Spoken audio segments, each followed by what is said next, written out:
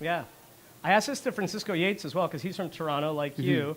And, for you, this is your fourth or fifth time here at the MMVAs. So for you, I mean, you've got a strong tie to Toronto. Your Augusta EP is named after the street in Kensington. So for you, like, growing up, would you watch the MMVAs? And is it surreal now to kind of be here as a part of it year after year? Yeah, well, I mean, I think that the thing about the MMVAs that was always so special was, like, this whole world of music and, like, the level of music of, like, these, celebrities, to me was so inaccessible when I watched, like, American or just international award shows. Right. And the cool thing of the MMVAs was it's like, I'm watching the MMVAs and there's, like, all these super famous artists, and then there's artists from Canada with those artists, and I'm looking at them like, oh, my God, like, maybe one day I could be there. And it made the dream of that attainable.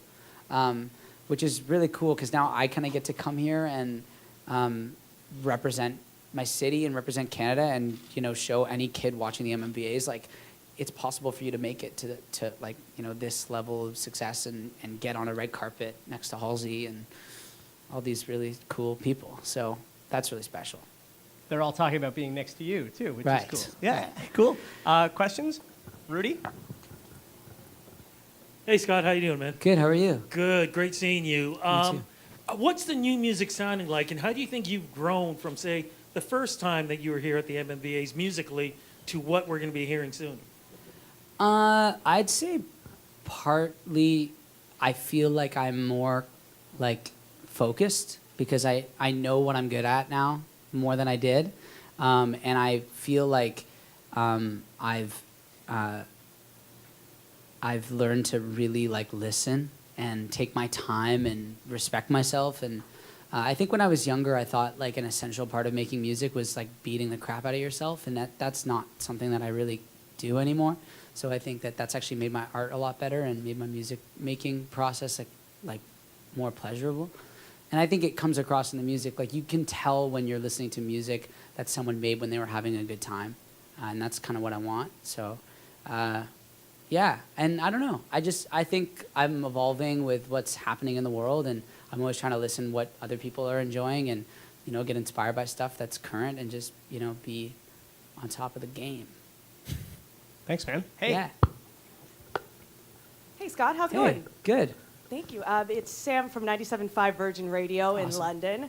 I just wanted to know, I saw a tweet from you, a tweet exchange between you and Shawn Mendes. Yes. And there was some hinting that you guys were collaborating on something. Any progress on that? Well, the first, like, MMVAs I went to, I had, my dressing room was next to his, and I was playing my guitar, and then all of a sudden I hear, like, the voice of an angel, like, just, like, drift through the air, and I was like, who is this magical person?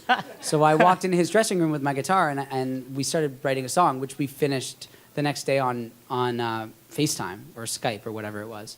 So I was just basically, like, trying to pull a gag on him, like, we should write another song at this MMVAs. Yeah, I just saw him. I would love to work with him, and I think he's great, and I think he brings a really cool new dynamic to pop music. So, Hey, Hannah. hi. So you've remained such a genuine person throughout your journey, and you've had quite a journey in the music industry. If you could say, like, words to yourself in the mirror, like, every day, what, like, your mantra, what would that be? Like, to myself when I was younger? Or to yourself myself now? To yourself now. I would say I would tell myself, like, it's okay to make mistakes. And that's something that I've really, like, I didn't realize, like I said, I didn't realize that you could be an artist and, like, be, like, nice to yourself.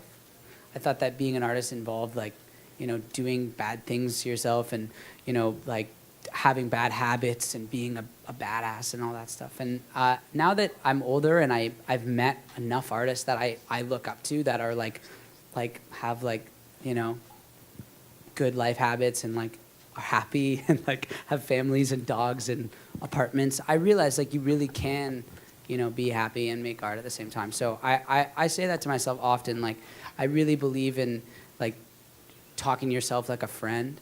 And I didn't used to do that when I was younger. I used to talk to myself like I wasn't my friend, and I don't really want to do that anymore. So, Cool. Yeah. And just lastly, you got the tour coming up, and you said Yes. you're writing songs, though. Hotel de Ville came out in 2017, so the stuff you're writing, is it for a new album, or do you know at this point? I don't know. It's just a bunch of good songs that I really Cool. like that were, I wrote at a time when, like, I'm really in a place where I feel comfortable talking about, like, things that I've been through, and I just really want to, like, be honest with myself and the world and just write music that I like and care about. Yeah, I think it probably will turn into an album. It's a bunch of songs, and I feel like I can probably write more until my next release. So, yeah, but just stay tuned because Cool. the music is good. Can't wait, and have a great tour in October. I hope. Woohoo! Bye. Scott Helman, everybody. Woo!